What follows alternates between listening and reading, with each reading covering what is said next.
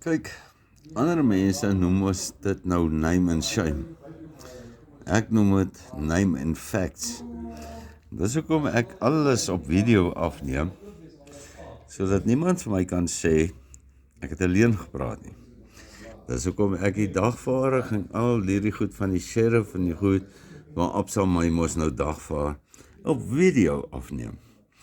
Nou, daar is nou redelik kat in die duiwelhok by Absa. Omrede, toe ek my persverklaring vat en op Facebook sit, die 13de, daar is die 13de Maart 2000, en dan nou tot 15 Maart, dis nou tot Sondag.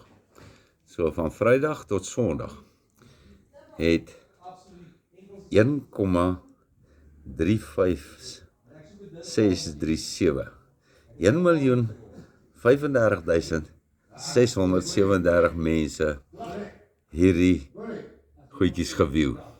So ons vriend Absa, hardloop vanoggend deur mekaar, het nou 'n special investigator aangestel wat hierdie ding. Ek is slaag gekontak vanoggend deur Absa.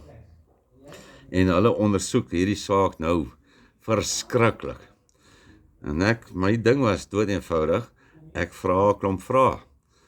So ek name and shame nie mense nie, ek maak nie beweringe nie. Ek sit alles op swart op wit en ek het alles op dokumentasie. En dis ook vir Absa gesê het, my klompie vrae is hier op my persverklaring. Daar het ek hulle almal uiteengesit. My hoofvraag nou is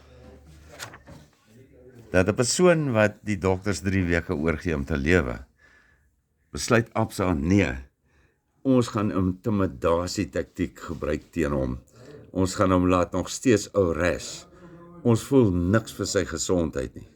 So 1,35 miljoen mense, 0,35 miljoen, of 1,035,637 is daarom nou nie, soos ou Zuma nie, ek kan daarom die getal uitspreek.